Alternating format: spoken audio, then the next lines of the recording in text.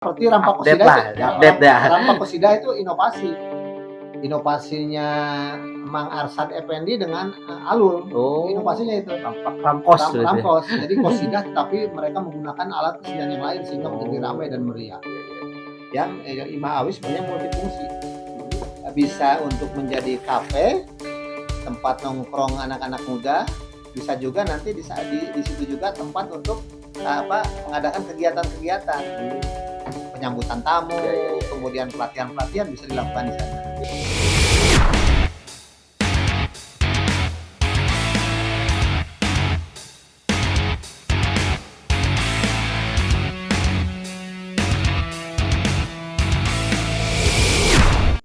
Nah, terkait tadi yang piala itu yang diraih oleh Cikolelet ini, sebenarnya kita sejak tahun 2017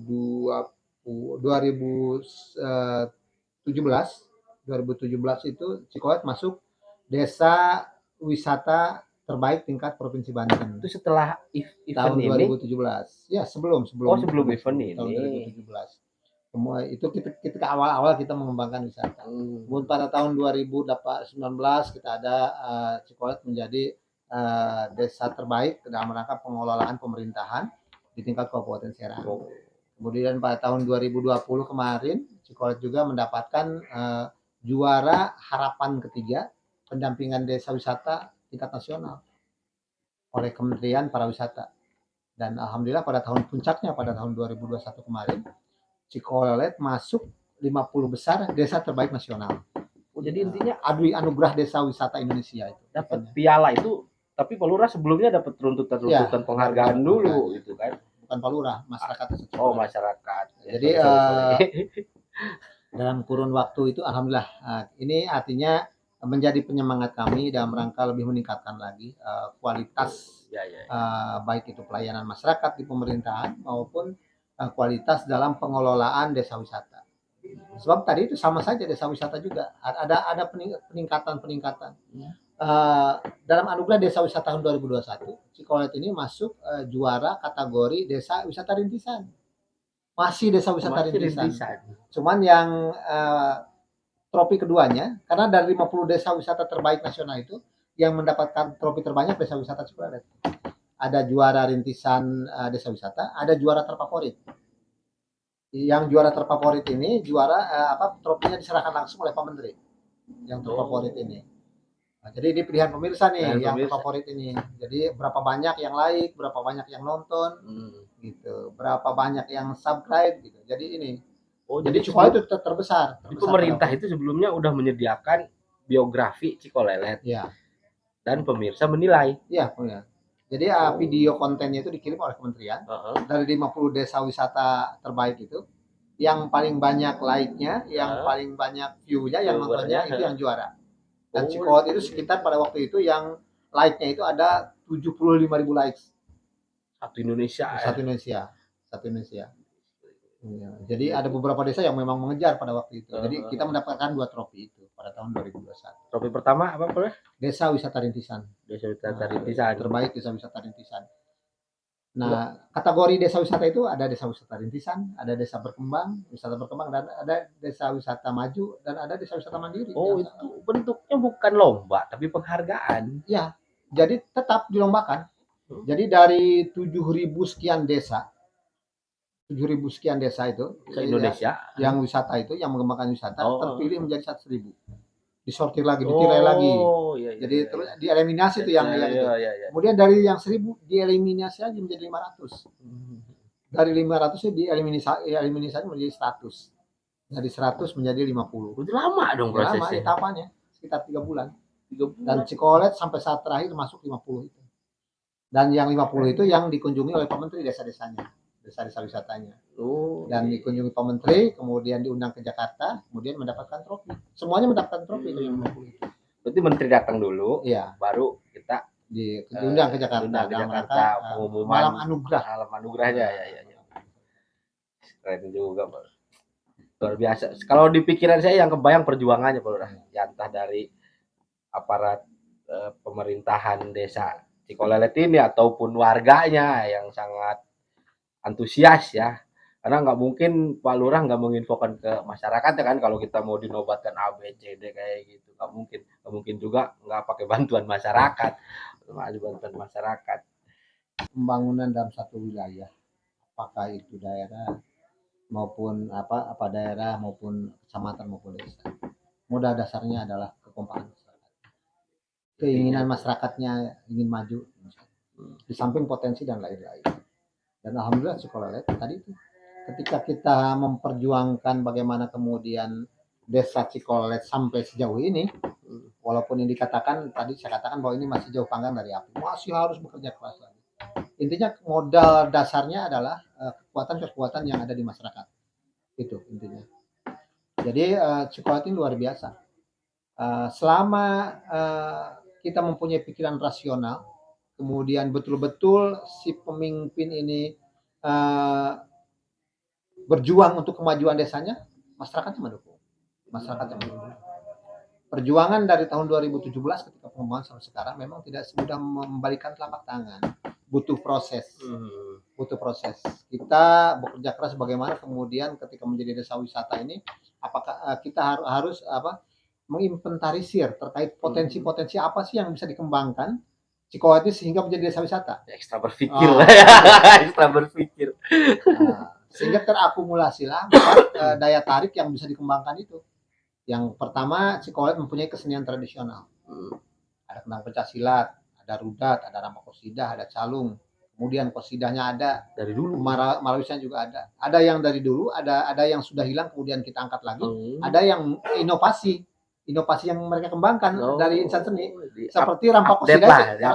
Rampak qasidah itu inovasinya Mang Arsad Effendi dengan Alul. Inovasinya itu ramkos. Jadi qasidah tetapi mereka menggunakan alat kesenian yang lain sehingga menjadi ramai dan meriah.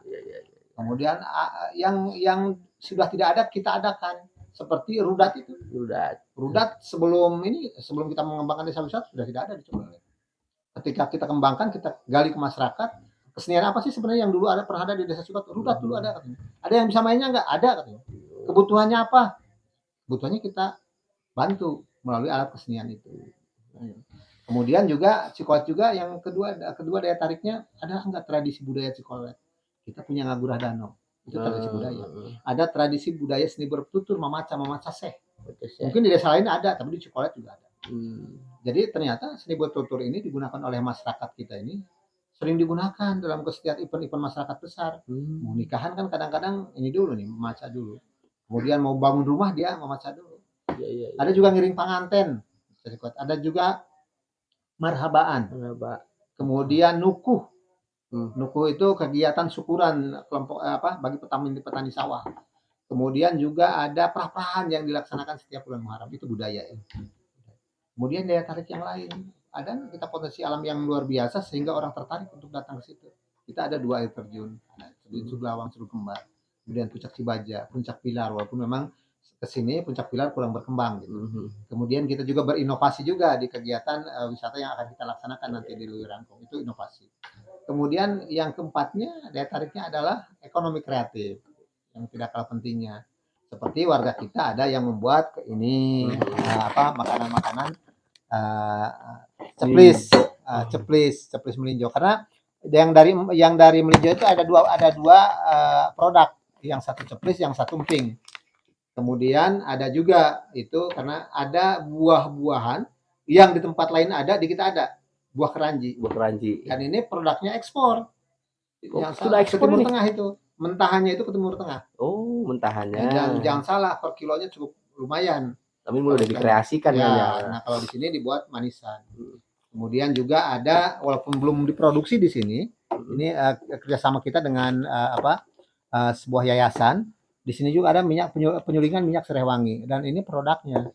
Dan ingin ke depan bagaimana kita mengadakan koordinasi dengan pihak perusahaan agar kemudian ini bisa kita produksi di sini, bisa memberdayakan masyarakat setempat. Ini sampai sekarang masih diproduksi? Masih. Ketika ada pemesanan berarti mereka siap kan gitu ya. Misalnya kalau untuk keranji itu dia bisa tahan sampai 1 tahun dari setelah panen. Dari buahnya, asal kemudian tempat penyimpanannya kering. Kalau lembab dia akan busuk. Begitu. Harus stabil, harus kering. Kemudian juga ada pembuat ini kerajinan dari eceng gondok. Ada juga kerajinan dari plastik yang dibuat jinjingan itu dari tutup-tutup botol. Kemudian juga ada budidaya jamur tiram. Ada juga susu kambing etawa. Susu kambing. Ya, ada kelompok peternak kambing etawa. Udah ada produknya berarti. Ada produknya juga ya. Ada. Cuman kami kemarin kehabisan ketika festival. Karena produksinya masih terbatas, masih industri. Kemudian juga yang tidak kalah pentingnya Cikopi punya kopi robusta. Yang dikelola oleh Suwanda Cikopi. Itu nanam sendiri. Iya, di masyarakat. Jadi si kelompok tani ini memberdayakan masyarakat, nanti hasilnya mereka beli. Kemudian diproduksi di sini. Berapa hektar? Kita mempunyai 40 hektar untuk petani kopi. Udah ditanam semua? Udah ditanam semua. Berapa ribu batang? Ya. Lumayan kalau panen. Kalau dulu kan ketika kita belum menjadi desa wisata, belum masyarakat belum kreativitasnya belum terasah ya. Kopi itu dijual ke bawah. Ke tengkulak-tengkulak yang datang atau dijual ke pasar-pasar. Nggak dikreasikan. Sekarang bisa diolah di sini. Sekarang bisa menjadi produksi lokal. Bisa. Berarti alat penggilingnya atau segala macam sudah ada bantuan dari pemerintah. Dan lain-lain. Mereknya apa namanya tadi? Kopi? Cikopi. Cikolet Kopi. Itu udah brand resmi udah. Brand resmi Cikopi itu. Sudah terlegalitas. Ya. Cikolet Kopi. Nah, kalau salah ya maaf kalau saya salah nih BPOM apa segala. Gitu. Baru PIRT. Belum. Soalnya saya lihat di sini juga nggak ada ada luasa. Ada BPOM, nanti DPPOM, kemudian ada juga klasifikasi hal dan lain-lain dari. Ya itu memori segala. Ini baru produksi rumahan. Tahap awal lah ya. Ya tahapan-tahapan ke depan nanti akan seperti itu. Siap. Jadi gitu, jadi 4 daya tarik itu menjadi satu konsep kunjungan ke desa wisata Cikolelet.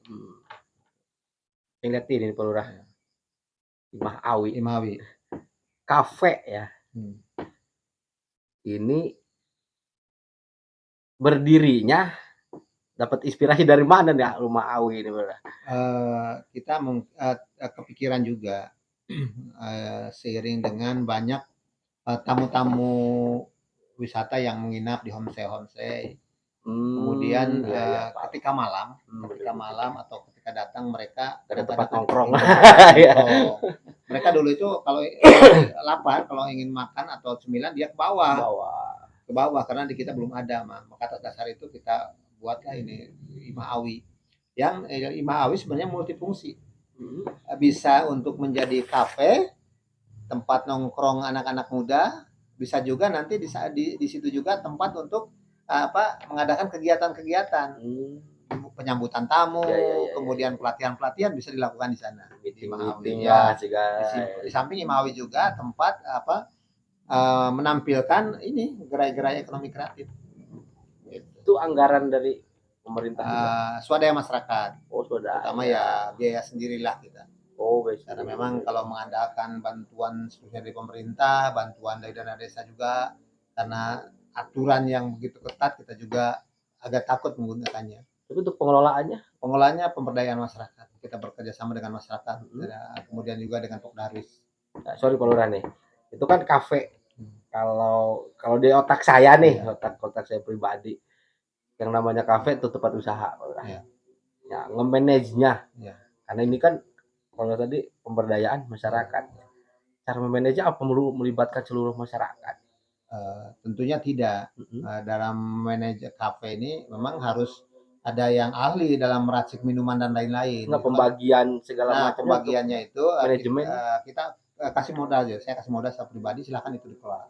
Yang penting sementara ini ketika ada wisatawan mereka tidak kesulitan untuk nongkrong, untuk minum, untuk ngopi, untuk refresh. Karena memang dalam setiap Sabtu Minggu kita adakan live musik juga, gitu untuk menghibur juga. Silahkan tuh dikelola yang baik. Jadi itu intinya itu bukan punya Pak Lurah ya.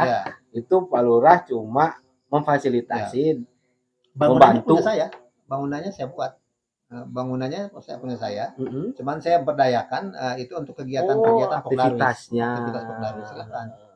Modalnya kita modalin. Yang penting tadi itu. Karena yang di kafe itu ada beberapa juga yang memang dia berhenti dari hotel misalkan. Ketika di sini makanya ketika sudah Karyawannya jadi maksudnya, mereka sudah ahli kan ngomong di pengurusnya itu. hotel ya, Oh, di hotel.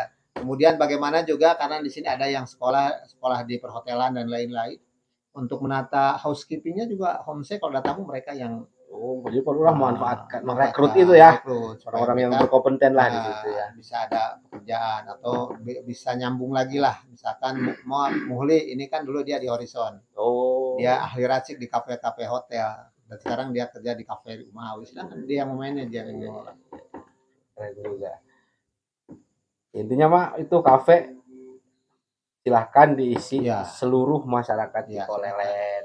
masyarakat juga silahkan di sana nanti menitipkan hasil-hasil ekonomi kreatifnya di sana dipajang. Iya. Untuk baik nanti Bahkan bukan cuma ekonomi kreatif, mungkin kalau ada ide pun. Iya, Kalau mama ada mau ngadain event A, event B memanfaatkan kafe itu boleh dong kan boleh. gitu ya. Bahkan nanti ada satu pojok nanti akan saya sekat di situ nanti ada nanti untuk pojok baca. Saya buat perpustakaan juga nanti di sana. Oh, planning ya. Ya, planning. Ya udah. Ya mungkin itu aja Pak Lurah karena durasi ya. Nanti kita sambung lagi obrolannya next time lah. Juga mudah-mudahan kita sehat badan dan Pak Lurah juga sehat badan. Kami ucapkan terima kasih buat Pak Lurah udah buka-bukaan, udah share semuanya tentang Desa Cikolelet bahkan kepribadiannya. Jadi mudah-mudahan apa yang kita tayangkan nanti bermanfaat lah buat masyarakat semua dan kita semua khususnya. Thank you Pak Lurah. Terima kasih. Selamat malam dan selamat beristirahat. Oke guys, assalamualaikum.